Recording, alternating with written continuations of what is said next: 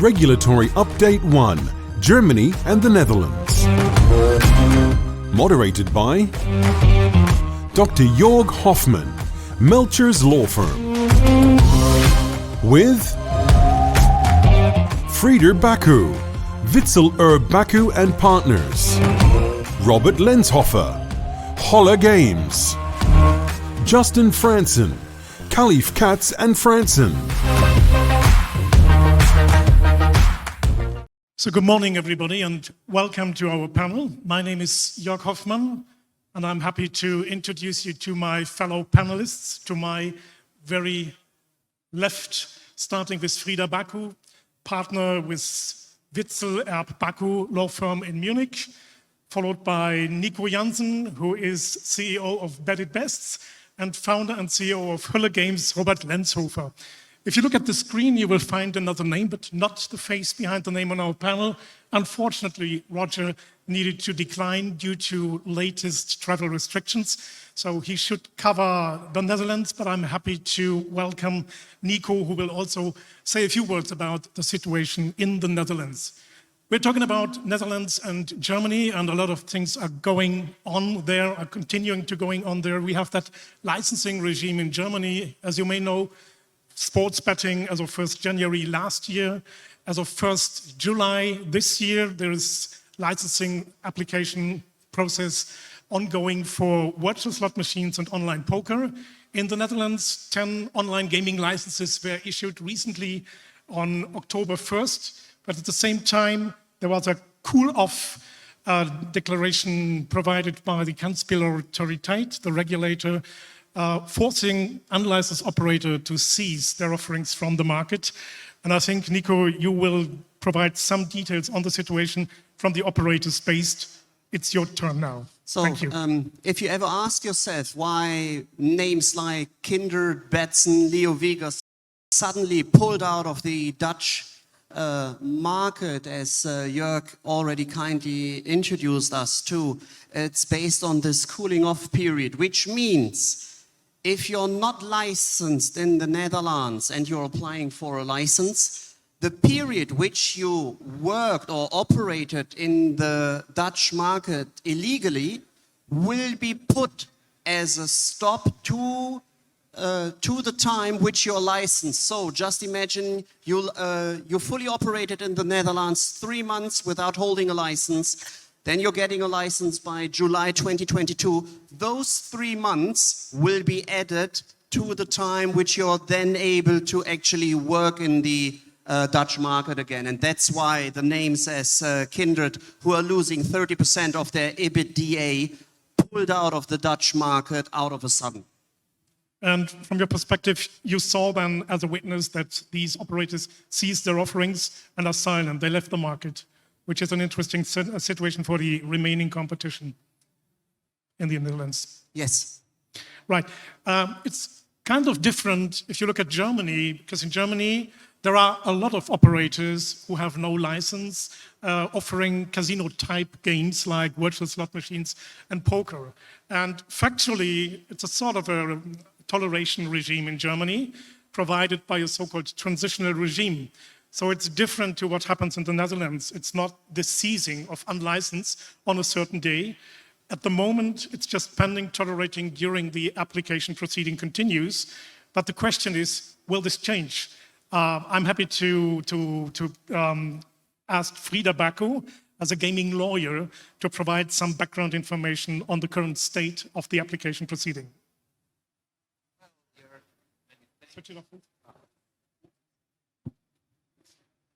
Thank you, Joerg, for the introduction. Well, if we look at Germany, I would say we have now 3 important developments which have been happening right now and which somehow are connected. So, first is sports betting, second is online slots or online casinos, and third is taxes.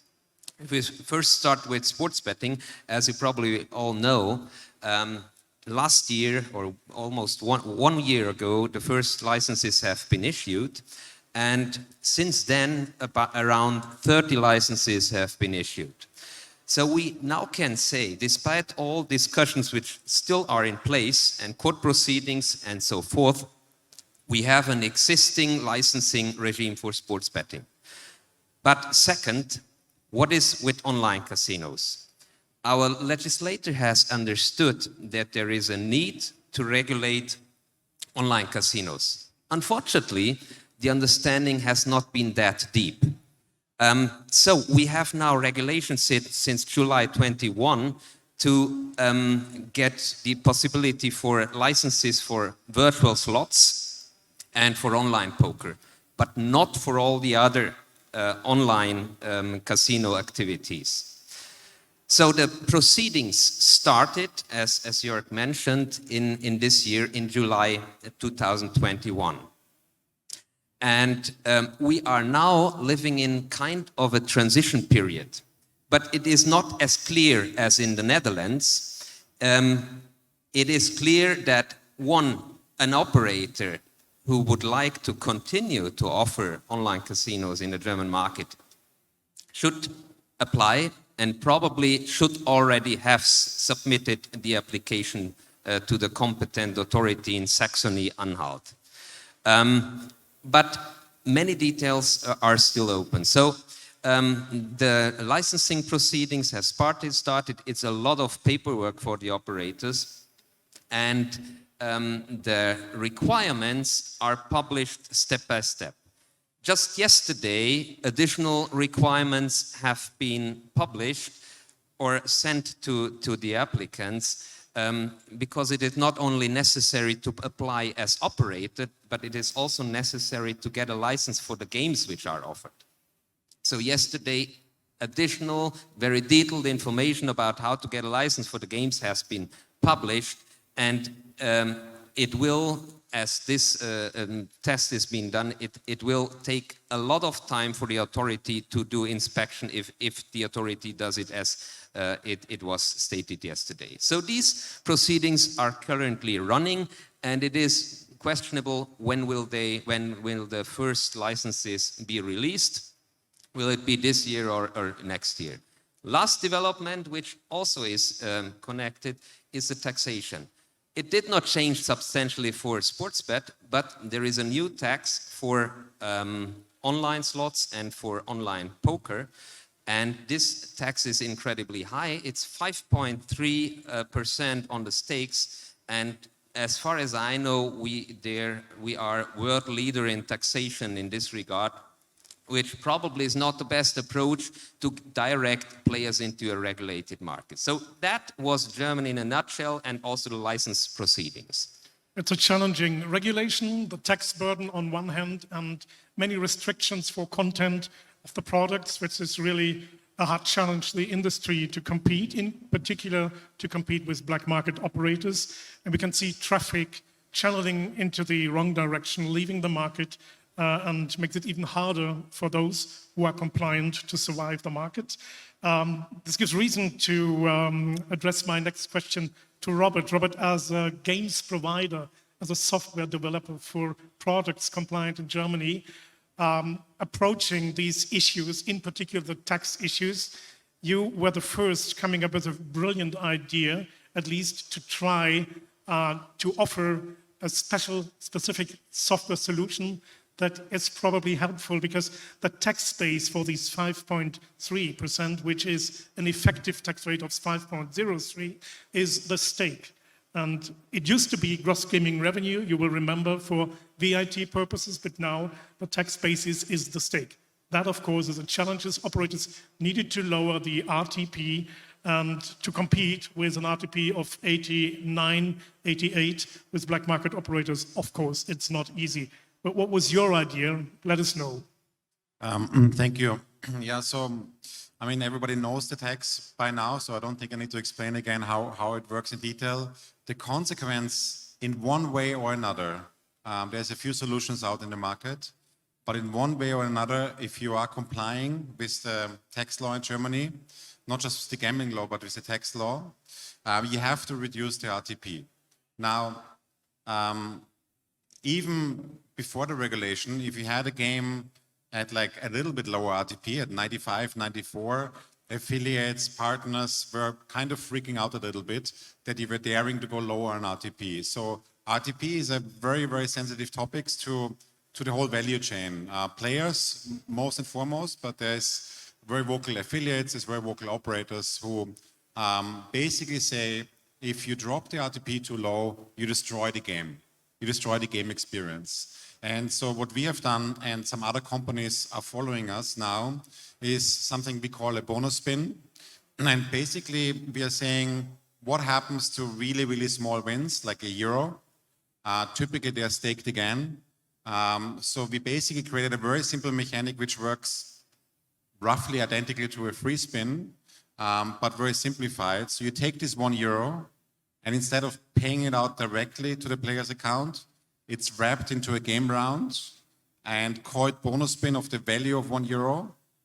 And thus, there are two bets, and both are in the same game round, exposed to the RTP of the game. Sounds a little bit complicated, but it's actually quite simple from a player perspective. But what it does effectively, it lowers the mathematical RTP, but keeps what we call the experienced RTP at a high level. So we are able, and other companies, blue chip companies in the gaming world have followed. What you're able to offer is, let's say, for instance, a 85% RTP mathematically, which you would kind of never offer in player because it's quite ridiculously low. But by basically wrapping a lot of these small wins into these bonus spins, we keep the money in the system, which is then not taxed, and are able to have experienced RTPs of 92, 94, even 96 if need be. So we're able to recreate that game experience with this logic, which was possible before the tax, by softening the tax exposure. At the same time, it's not a creative tax saving scheme. It's simply a game mechanic. It's a free spin in its core mechanics. It just happens more often, and it pays out the base game. That's how it's easiest to explain. But the effective is we're mitigating or softening the tax exposure, or the better statement is even we're providing a game experience at 85% or 88% RTP, which works for the player, basically. Sounds like a good idea, and we have to see how the tax authorities will respond. And as far as I know, there are other suppliers following this model. I think GreenTube is coming up with something similar, and the more they are, the stronger the position, of course, will be.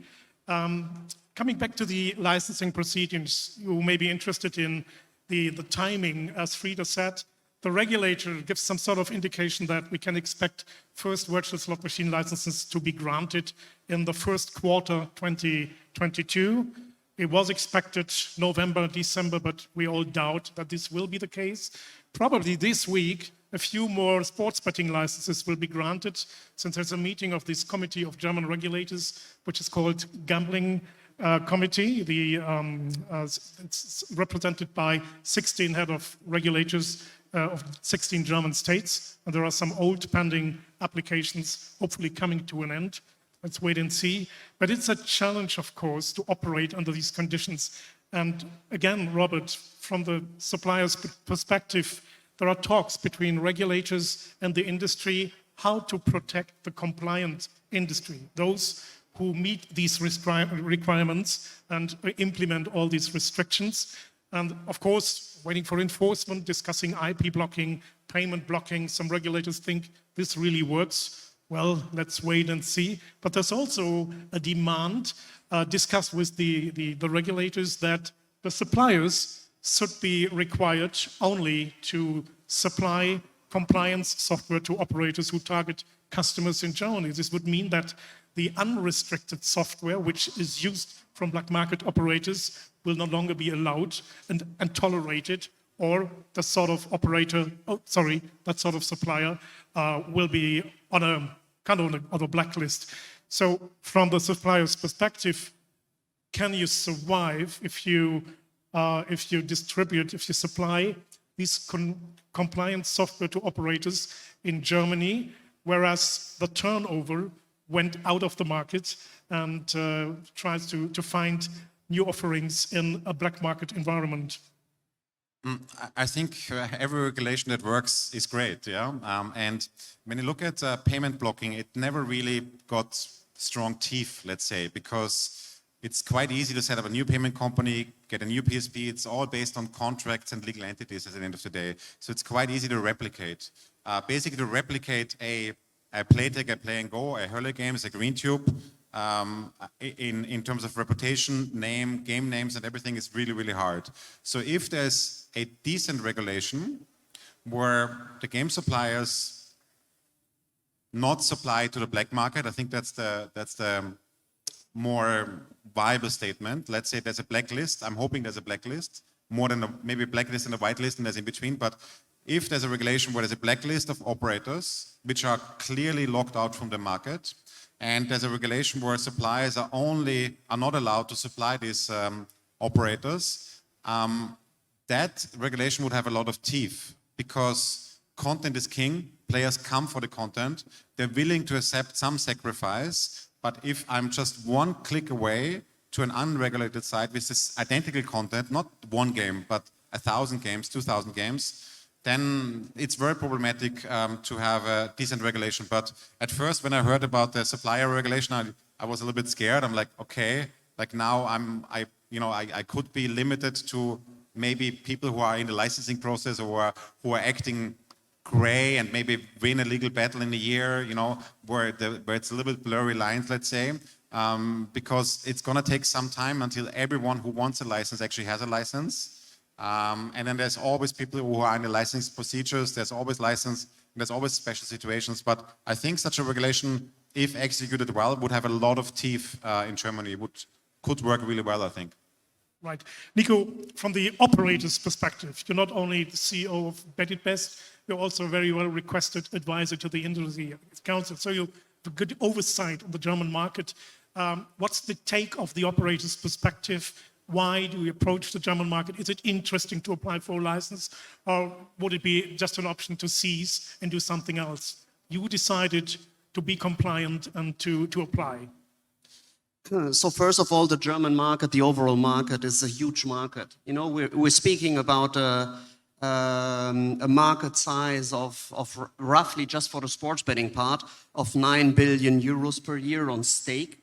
And the thing is, if you're interested in just being part of this market, which is one of the leading market all over Europe, that's why you should go for a license. As of now, and as you and Robert already pointed out, and Feder as well, we're kind of struggling with the overall regulation. And we should never forget about one thing. We have two regulations working in Germany already with the sports betting licenses being up and running since at least 3.5 years.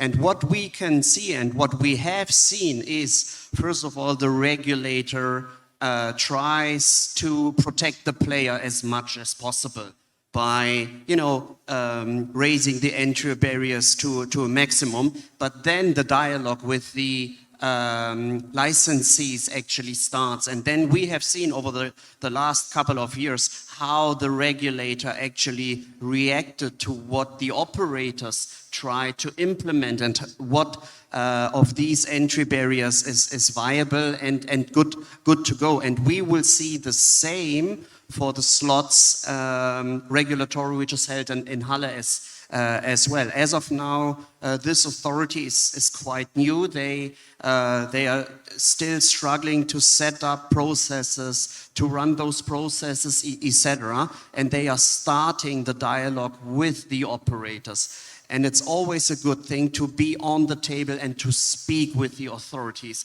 Because what we have seen within the Dutch market, the regulator has the power to switch off every illegal activity in the market, which they did not do in Germany as of now.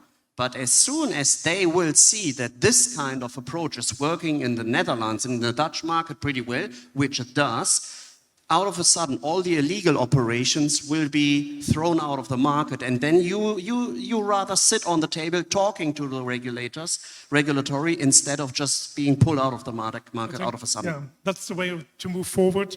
Frieda, I have one final question for you.